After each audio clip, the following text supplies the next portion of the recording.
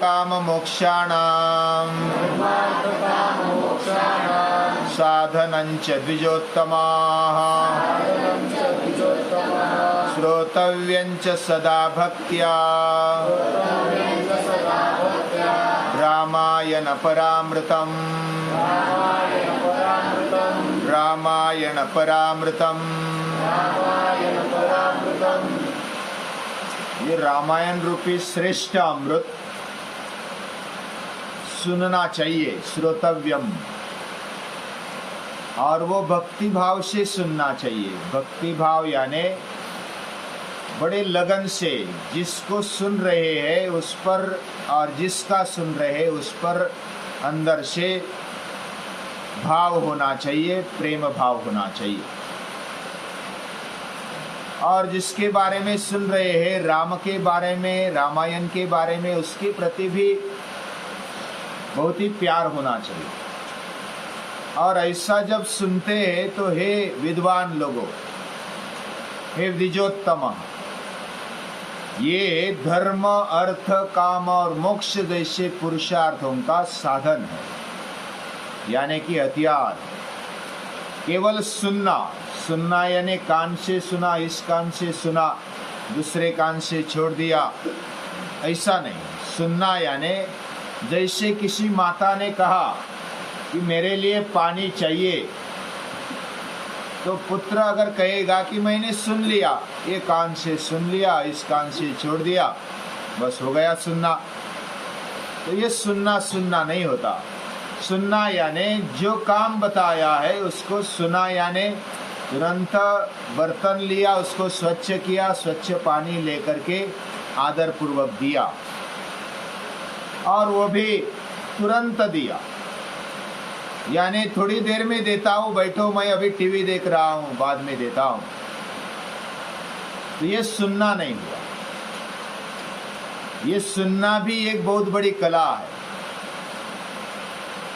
यानी सुनना केवल कान से सुनना नहीं, कान से सुनना ये पहली बात, ध्यान पूर्वक सुनना। दूसरी बात, हमारा मन उस कान के साथ होना, ये दूसरी बात।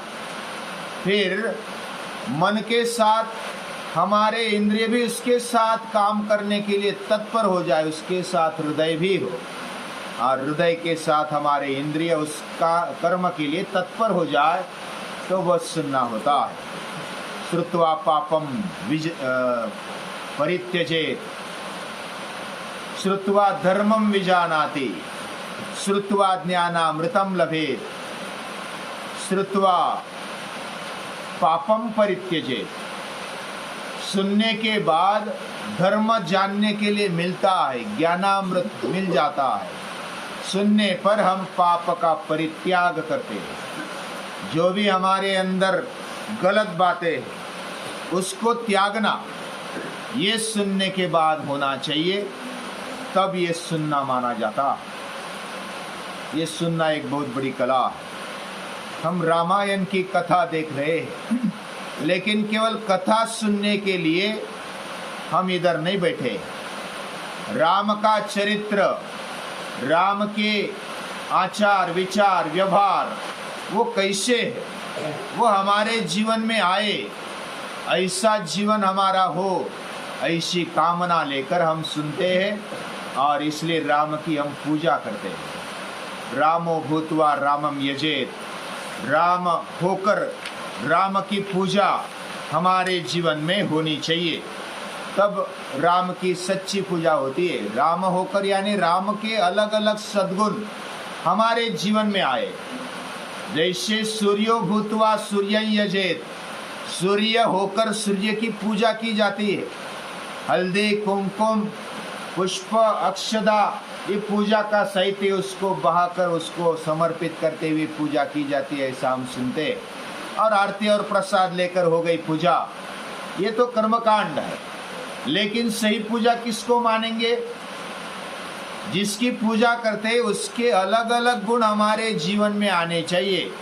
भले उसका स्पीड कम हो, लेकिन प्रामाणिकता से हमारे जीवन में उसकी गुण आ जाए, ये उसकी पूजा है। श्री राम वो मनुष्य बन करके आ गए, हम भी मनुष्य बनकर के इस पृथ्वी पर आ गए। हमने माता की कोख में से जन्म लिया और पूरे 5 इंद्रिय, ज्ञानेंद्रिय, 5 कर्मेंद्रिय और पूरा शरीर हमारे साथ है, हमारा अंतःकरण हमारे साथ है। वैसा महापुरुषों की भी साथ है, अवतारों के भी साथ है। यही इंद्रियों के साथ, यही शरीर के साथ, यही देह के साथ उन्होंने काम किया है। यानी हमारे जैसे ही कान, नाक, आंखें, त्वचा, पूरे इंद्रिय हमारे जैसे ही है। हमारे जैसे ही उनको भूख लगती है, हमारे जैसे वो व्यवहार करते हैं। सिर्फ उनके जीवन में दृष्टिकोण है, उनके जीवन में उसको आचरण में लाने की प्रामाणिकता है। और ये प्रामाणिकता हमारे जीवन में बचपन से आ जाए, इसके लिए शिक्षण की आवश्यकता है। शिक्षण क्यों होता है? हमने कल देखा, education means to draw out. अंदर जो अच्छी अच्छी बातें हमारे, उसको अच्छी तरह से उजागर करना, उसको व्यक्त करना, ये शिक्षण है। बुरी बातें भी होती है, जैसे जिधर घर है उधर क्या है, संडास भी है, उधर बाथरूम भी है कि नहीं? उधर कचरा भी आता है, लेकिन कचरे को रखते हैं कि हम घर में नहीं रखते। कचरे को झाड़ते, उसको साफ कर देते, संडास को भी साफ कर देते। हमारे अंदर भी कचरा है, क्या हम उसको रखते हैं? उसको साफ कर देना और अच्छी अच्छी स्वच्छता, पूरे शरीर की, इंद्रियों की स्वच्छता, उसकी निरोगिता और उसका बल हमें चाहिए होता। वैसा ही हमारे जीवन में हमारे शरीर को मजबूत और शुद्ध बनाना, मन को मजबूत और एकाग्र बनाना, बुद्धि को शुद्ध और प्रगल्भ बनाना, विवेकी बनाना और आत्मशक्ति को प्रकट करना, ये सच्चा शिक्षण है। इसे स्वामी विवेकानंद बोलते हैं। श्री राम विश्वामित्र ऋषि के पास गए हैं और यज्ञ की रक्षा के लिए गए। हम यज्ञ की रक्षा के लिए आए हैं और गुरु की सेवा के लिए आए हैं। ऐसी सेवा हमारे जीवन में मिले, ये हमारा सौभाग्य है। हम गुरु की सेवा कर सके, ऋषि की सेवा कर सके, ऐसा जीवन हमारे जीवन में बचपन में ही मिलना चाहिए। अगर बचपन में ऐसा जीने को मिलता है तो हम धन्य हैं, हमारा भाग्य है कि हम गुरु की सेवा करते हैं। और गुरु की सेवा करते करते क्या मिलता है हमें?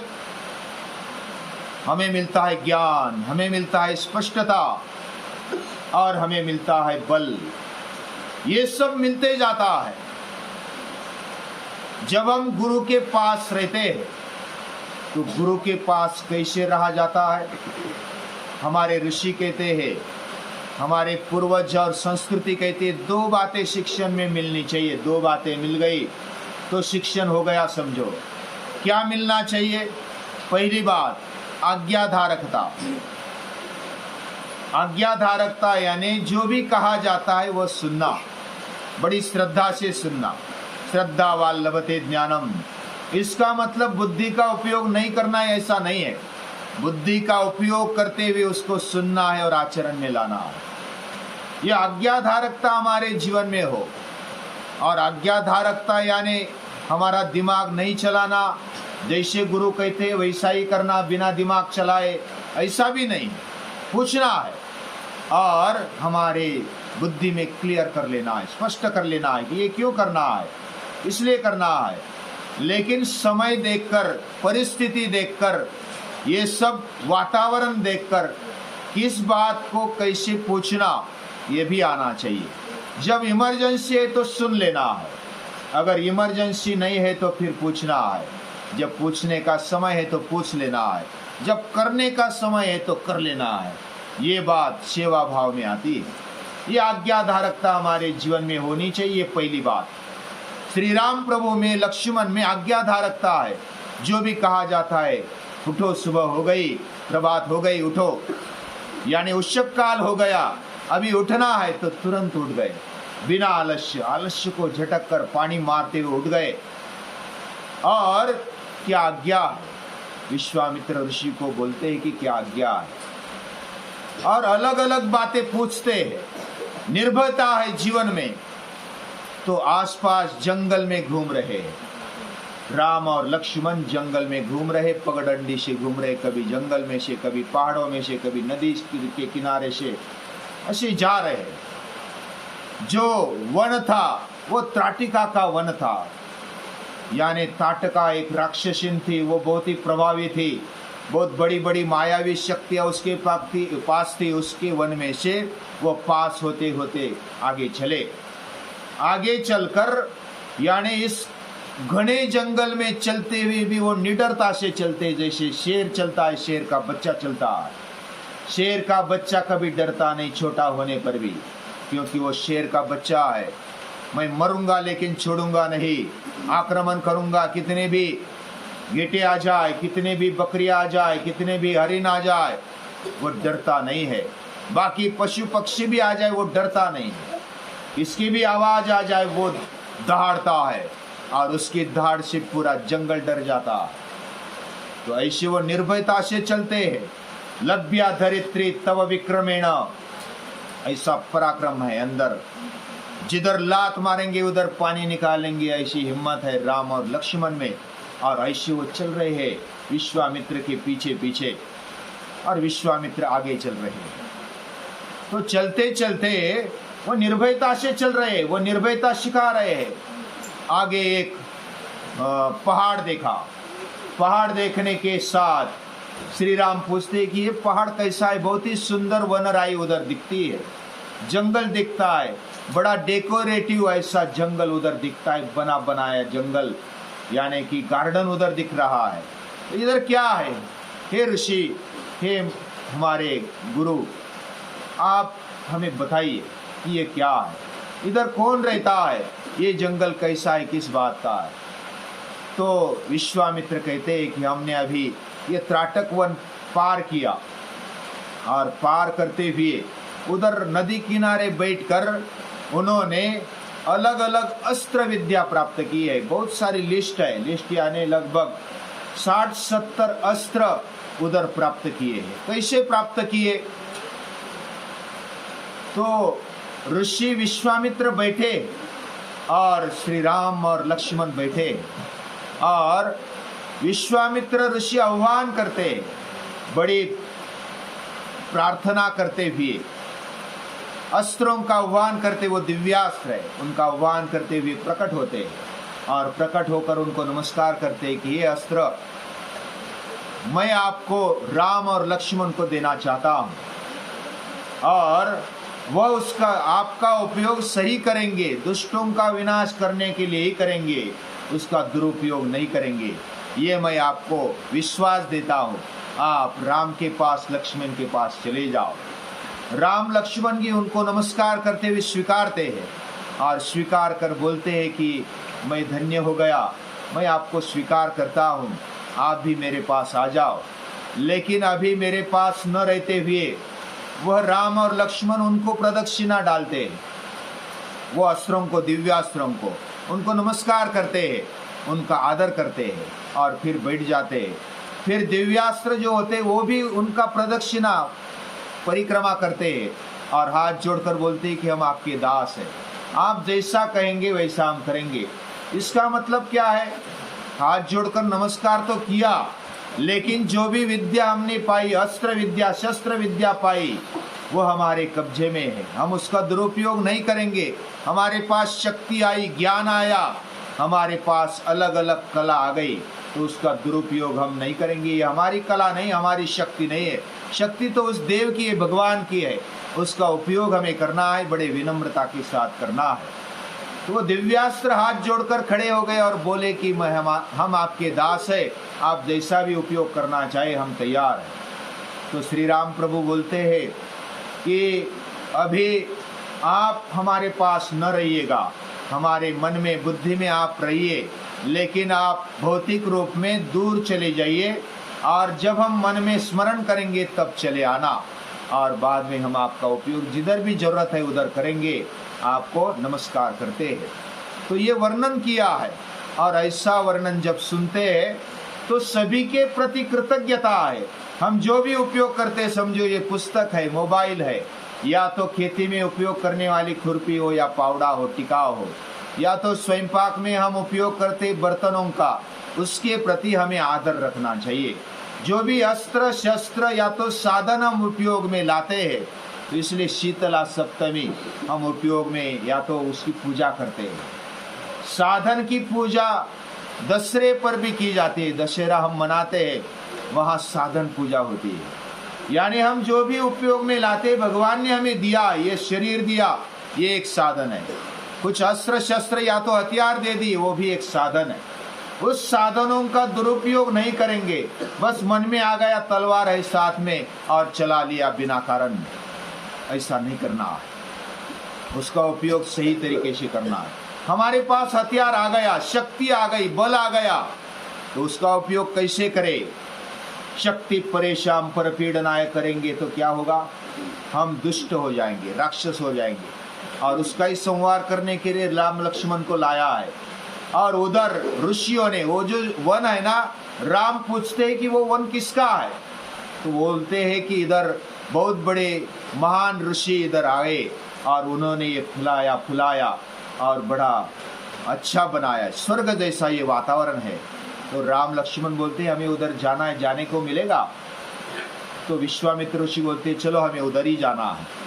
उधर ऋषि मुनि बैठे हैं, यज्ञ करते हैं, और यज्ञ करते करते आपको इधर ही लाए। इधर यज्ञ चल रहा है, उसके रक्षण के लिए आपको इधर लाया है। तो आप रक्षण करना, अस्त्र मिले, शस्त्र मिले, शास्त्र मिला है, और उसका उपयोग करने की बारी। तुरंत जो अस्त्र शस्त्र लिए, साधन लिए, उसका उपयोग कैसे करना है उसका प्रैक्टिकल भी चल रहा है जंगल में।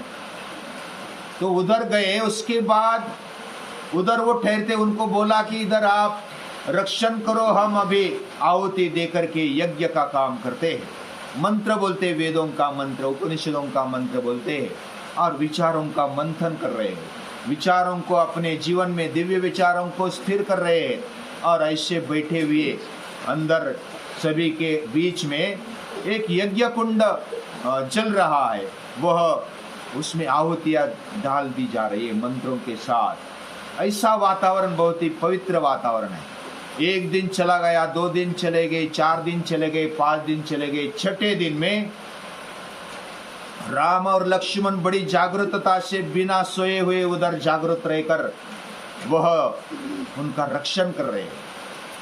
और उनको बताया गया है कि इधर राक्षस आएंगे, वह यज्ञ में विघ्न डालेंगे। और यज्ञ में विघ्न क्यों डालते हैं राक्षस? ये भी एक विचार करने जैसी बात है। यज्ञ यानी हम बैठे अच्छा अच्छा सोच रहे हैं, और हम ऐसा सोच रहे हैं कि किसी का फोकट का नहीं लेंगे, हम भी किसी का फोकट का नहीं लेंगे। जो फोकट में चाहता है, चोरी से चाहता है, उसका दमन करेंगे। तो जो राक्षस होते हैं ना, वो दूसरों का बिना कष्ट लुबाड़ते हैं या तो ले लेते हैं। और जो प्रतिकार करने वाले जो शिष्य होते हैं वो क्या करते हैं? या तो जो सुनते हैं लोग वो क्या करते हैं? प्रतिकार करते हैं। जब यज्ञ में ऐसे शुद्ध विचारों को सुनते हैं, तेजस्वी विचारों को सुनते हैं, तो वो राक्षसों को प्रतिकार करते हैं।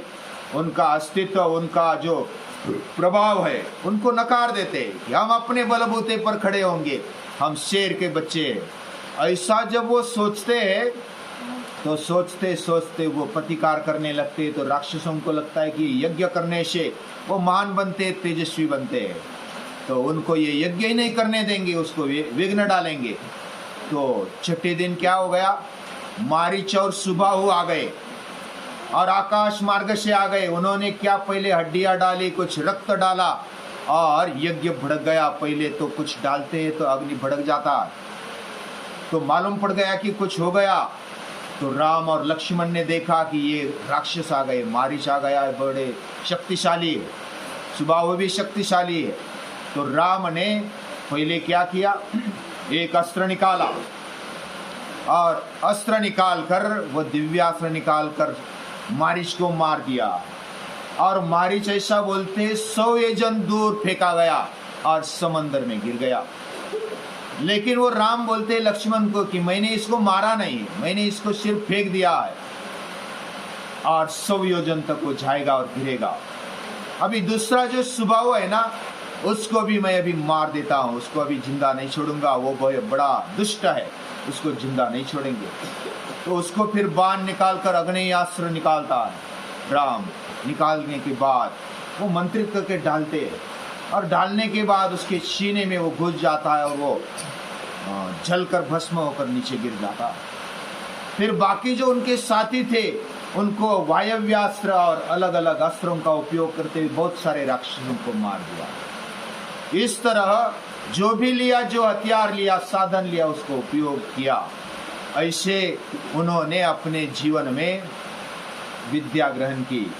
और विद्या ग्रहण करते हुए ब्राह्मण जो है वो यज्ञ कर रहे हैं। यज्ञ यानी संगतिकरण, मैत्रीकरण और देव पूजन, ये हमने सुना है। ऐसा यज्ञ करने वालों की रक्षा करना ये क्षत्रियों का कर्तव्य है। और ऐसा कर्तव्य निभाने के लिए हम कटिबद्ध है। हमारे शक्ति का, हमारे शस्त्रास्त्र का उपयोग हम इसलिए करेंगे।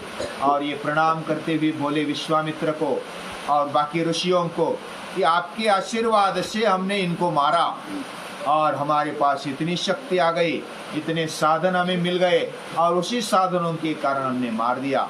बाकी ऋषियों ने धन्यवाद दिया राम लक्ष्मण को कि आपने हमारा रक्षण किया, आपको नमस्कार है। और ऋषियों को भी नमस्कार है, सभी को नमस्कार।